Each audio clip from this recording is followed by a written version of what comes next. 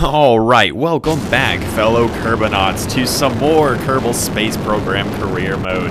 Now, it's been some time since we've been back to the good old Kerbal Space Program Center and, launching rockets beyond into interplanetary space, but never fear, we are now back. So yes, this mission, we are going off to Minmus, which is the second outermost moon of the planet Kerbin. Now, we've already been to the Mun if you want to go see how we managed to do that one. I've actually got an interesting story to go along with that.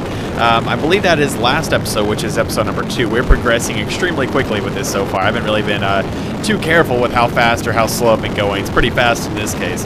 At any rate, though, Jebediah, while going out on an unrestricted, just an open-ended, unregulated mission to the Mun to get some more science, he has found himself stuck at the Mun.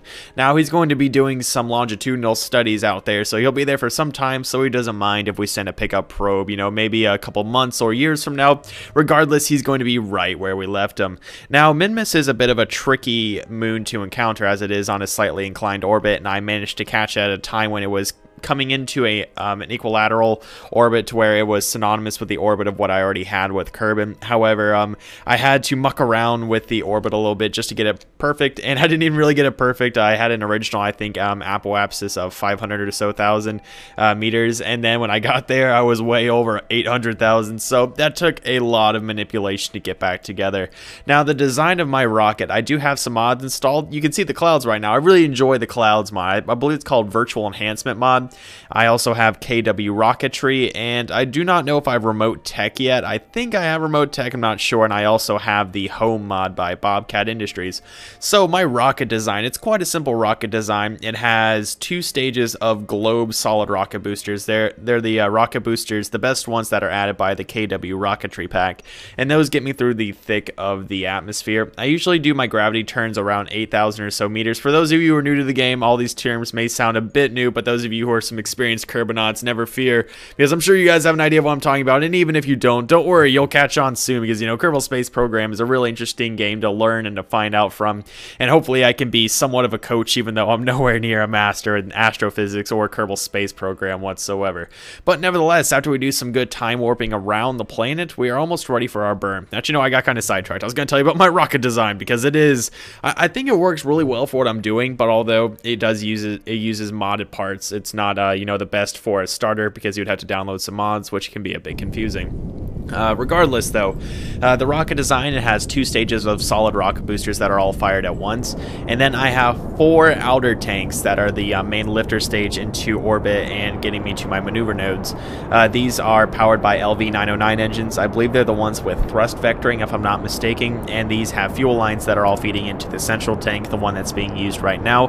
And once we drop those, right around we reach our peak of our apoapsis when we're making our orbit, we usually drop those, and then our fuel gauge refuels on our main stage, and then we are ready to go to the outermost planets of the Kerbin system.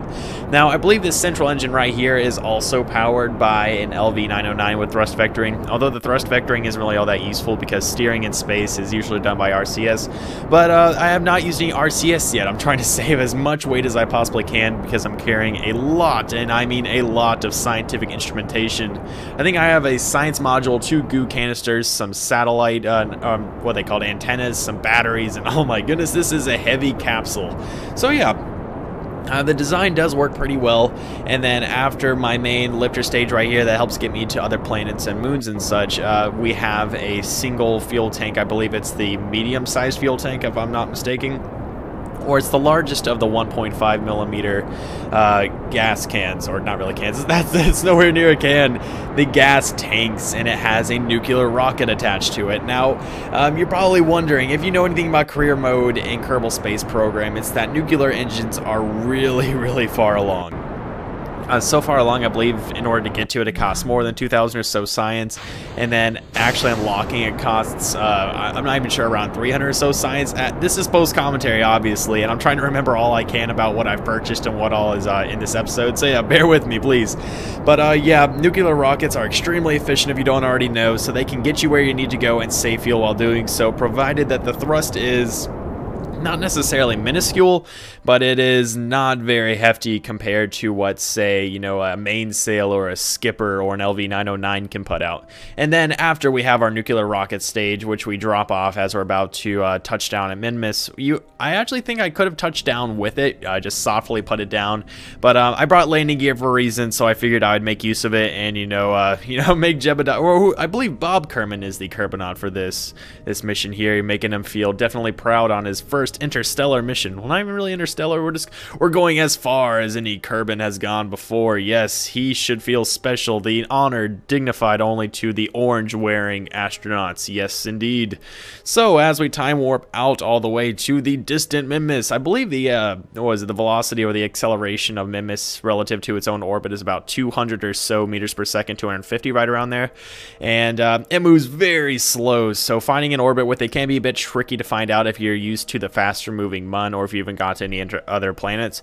So yeah, it's a bit of a challenge to get to it the first time, but if you're new to this game, I would recommend going to it before going to the Mun, because I'm not sure if it takes more or so fuel to get there, but to land, I know it takes a whole lot less fuel, because compared to your orbital speed at the Mun, or when orbiting the Mun, I believe your orbital speed is on average at least 500 or so meters per second. And by looking through the little window right here, I am to preview this, I believe the orbital speed that I finally end up with while orbiting Minmus at about 30,000 or so meters was less than 200. So slowing that down, especially with the nuclear motor, is no trouble at all. So we can get it done efficiently and we can land safely, because the gravity on Minmus is significantly lower than that of the Mun or Kerbin. So it's an easier target, and I would recommend it, although you have to learn how to muck around with the what is it called? The navigation node system to adjust your inclination if you have a low or a high point of Minmus's orbit. Goodness gracious, I'm a mouthful today. I'm just doing some talking. I enjoy watching this. I don't know. There's something about space that just intrigues me. I really enjoy just playing Kerbal Space Program. I enjoy playing it silently, just, you know, looking around, looking at all the cool stuff, analyzing the numbers, as nerdy as that may sound, and then just finally landing. And with the whole career mode, it adds somewhat of a personal touch to it, you know, just striving and unlocking the tech tree, and it's so cool, and I really enjoy commentating this type of stuff. I don't know if I'm just a science geek, or I really enjoy astrophysics, or, you know, just landing on distant moons that look somewhat like cheese or a minty dessert. That may just be appealing to me, but hey, hopefully some of you share my aspirations out there and will join me in my quest to conquer the Kerbin system, because that's what we will do eventually. We'll go to Duna, Tylo, all those great places, and we will muck around with more science and more navigation nodes down the road. So right now we are circularizing. Yes, that is how you say circularizing. Yes, that's one of those words I just cannot say very fast. We are bringing down our orbit, which normally would be an escape trajectory, to a circularized orbit around the planet, or not planet, the moon of Minmus. And because our apoapsis is so high over the surface of Minmus, I'm not even sure how I managed to get myself inside the sphere of influence at this altitude. But we have to spend some fuel getting our escape trajectory into a captured orbit, which is highly eccentric. And if I'm not mistaken, an eccentric orbit is where you have a relatively low periapsis. In this case, I believe it was like 30,000 or so meters above the surface, and then having an apoapsis of over at least 200,000, to where you have a very high-strung apoapsis and a very close to the surface periapsis, if I'm not mistaken. I have done very little with astrophysics, and I do not know many of the big terms or the big names, so please forgive me if I'm doing or saying anything wrong or contradictory to what the actual definition is, or if I just sound plain dumb. I'm sure that may be the case in some situations, so feel free to criticize me in the comments, but let me have my glory now while I'm attempting to explain all the glory that is Kerbal Space Program. So, I do manage to get myself a new captured orbit, and then once I reach the periapsis of around 30,000 or so meters per second, I start burning retrograde, which I believe, or I don't believe, I know this one I know for sure. It is the yellow marker that has somewhat of a line through it. It's the X, looks like the back of a tail, the back of a plane plane tail, something like that. And yeah, that's the retrograde. That's what you burn to slow down, and then you burn prograde, which is the opposite, to go faster. And right here, I'm just mucking around once again with the navigation system to land myself over one of the flats of Minmus, because Minmus is a very hilly moon, and there's one thing about a hilly moon with low gravity, it's that you will slip and slide and go all over the place if you're not careful. So if you can, or if you're not already in an orbit around Minmus that allows you to land in one of the flat spots, I would recommend setting that up, as it's just a whole lot easier to land on. So I find myself over these flats right here. I'm just adjusting the orbit a little bit more. It'll be a relatively low burn. I think it's less than 100 or so meters per second that I have to do it. And when I'm actually doing this burn, I get a bit startled because I have to burn alongside, I'm not even sure what the technical term for this is. All I know is on the nav ball, which is the ball with the orange and the blue markers, I have to burn somewhat, I'm not sure if it's perpendicular or just be at a slight incline to where I normally was. Long story short though, with vocabulary and easy words intact, I decreased my orbit to where I was going to crash into the dark side of Minmus, which was not optimal, but I just carried out the navigation and it turned out to get me right where I was going back in orbit. So that was a bit startling. So yeah, we're starting up the burn right here, and we are near to landing, don't worry. So if you're new to Kerbal Space Program or the career system in general, the idea of Kerbal Space Program is to navigate the systems or the cosmos, sending up all sorts of spacecraft, and to whatever your heart's desire. You can do some rovers, you can do some space probes, satellites, manned vessels, all that great stuff. Space stations. I want to build a space station. That's what I want to do. And yeah, you can just do all that great stuff. And then in career mode, this adds a new obtainable an objective, I would like to say, which is collecting science to unlock new parts of the tech tree. And the tech tree has all the parts that normal Kerbal Space Program does in Sandbox. However, you have to unlock them by getting science, and these science points you can then spend on these gadgets and such. So yeah, we are going out to all these distant planets to conduct research. And as you remember earlier, I was talking about the different scientific modules I have on board this craft, those being the Scientific Junior or the Science Junior and the goo canisters, which can be accessed by right-clicking on them and then just observing their containers. And then after that, you can transmit some science back using the aid of a transmitting device, which is like a, I want to call it a cattle prod, or that's what it looks like to me, a little shocker, an extended taser. And yeah, so that's how you transmit science back, and then you can recover your vessel and get all oodles and oodles of science.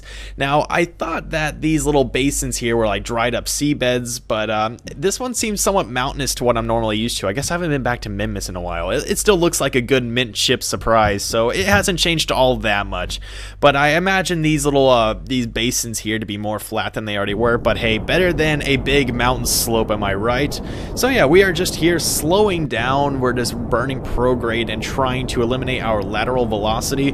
Lateral velocity being our vertical speed, that being what we're coming in from our orbit. So long story short, when you want to land on any planet, it's important to be completely upright, 0 degrees, just pointing straight up on the nav ball, so you will have no forward velocity and you won't pogo. Now, if you've ever had a situation where you've landed but you've still had velocity, you'll know you'll just hop around on the surface, keep burning, wasting fuel, and you may have even gotten stuck on, say, the Mun because of this. But I used to do that, don't worry, I struggle with it for some time. But eliminating your lateral velocity before you land, just doing it gradually as you're landing, is a good idea, and it'll prevent you from pogoing and maybe even falling over and exploding. Now, I know Jebediah may tell you to explode your spacecraft, but believe me, it is not in your best interests if you're after science and you don't want to have a big graveyard full of Kerbals.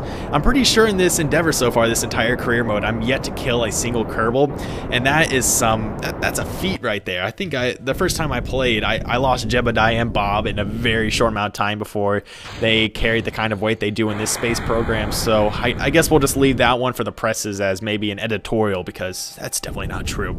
So anyways, we jettison or decouple that stage, which was our interplanetary one with the nuclear rocket, and it explodes. I thought it was going to land, that would have been great, but no, a fiery surprise lands on Minmus, so it's already a bit of a shock for Bob seeing the explosion.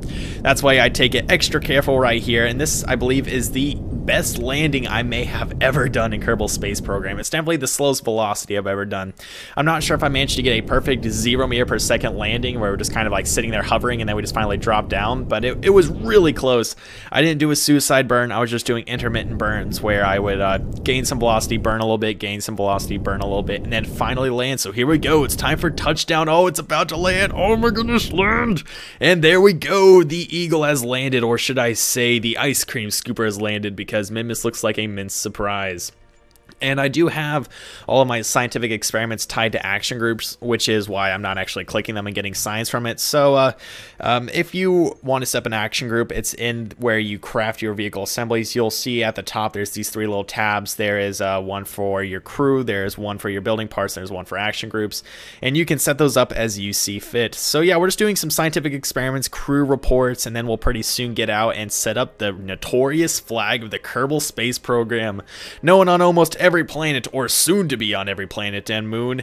And yeah, that's really cool. You can just see by the RCS or how nimble Bob is when he hops out of the craft, and his little hops right here, he gains a little wind with them, if there was wind, but you know what I mean. He gets some good velocity because Minmus has a very, very small gravitational pull, and it's easy just to hop around. I'm not even you may be able to find yourself with a stable orbit, or maybe even an escape velocity if you use RCS efficiently to get yourself out of the atmosphere. I'm not sure if it's possible. It may be possible.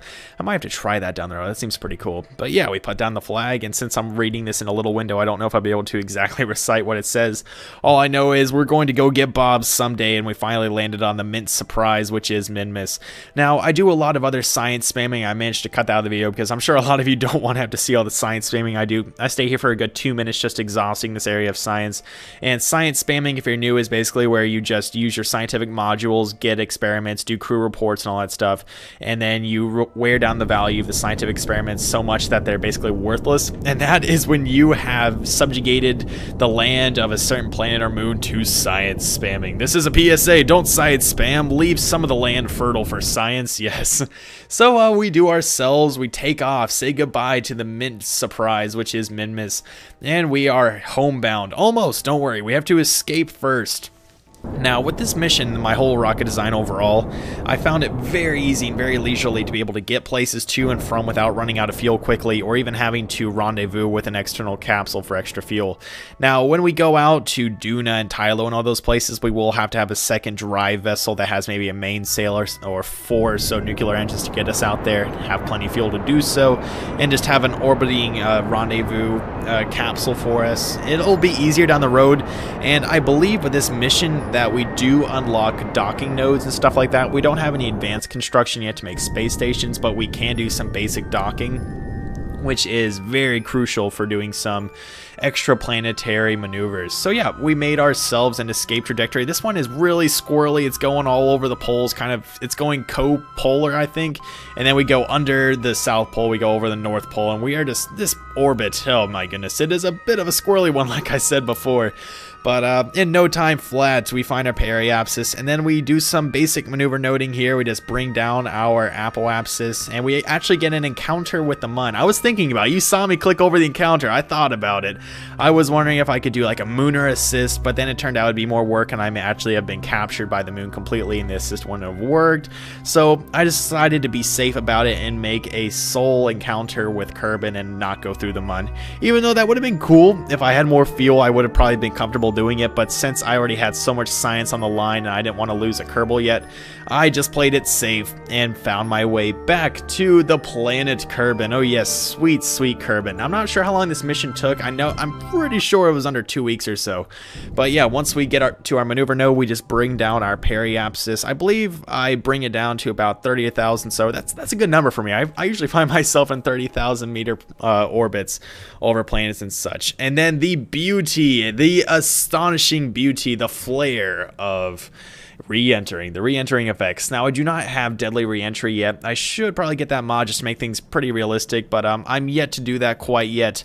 But hey, let's just take a good look at the reorbiting, getting that snapshot right there of the mission. That is how you characterize it right there, by the snapshot, the ominous snapshot.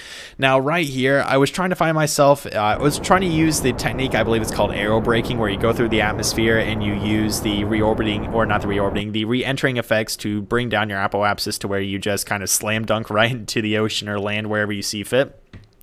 But I was getting worried halfway through because my apoapsis was not lowering, even though I was re-entering the atmosphere. You know, I had the effects and everything, but it came soon enough, and I just did some extra burning since I had plenty of fuel left. I probably could have landed on the moon if I wanted to, but I just brought down my apoapsis enough, and we actually find ourselves slam dunking right into the moon very stylishly. And then, yeah, we come back pretty soon. Look at those clouds. I just love the clouds. And this was one of the coolest missions I've ever done because I had re-entering effects twice. Once when I was just scraping through the atmosphere, and then right here where I was finally committing, and I'm not sure if I get re-entry twice. I know I got it, but I'm not sure if I put it in the final recording. We'll see, we'll see. Do we get final re-entry? Oh no, we're already too low. Okay, darn. Well, we had re-entering effects twice, rest assured. So we deploy the parachutes, and we are going to land over some grasslands, I believe, and we have ground scatter on, so we have some nice trees and such. And if you want to know how to turn that on, you just have to go to your settings, and then it's under work in progress, and then you'll be able to turn on ground scatter. You'll be able to see your land and all that stuff, just so you know what you're going to hit and when.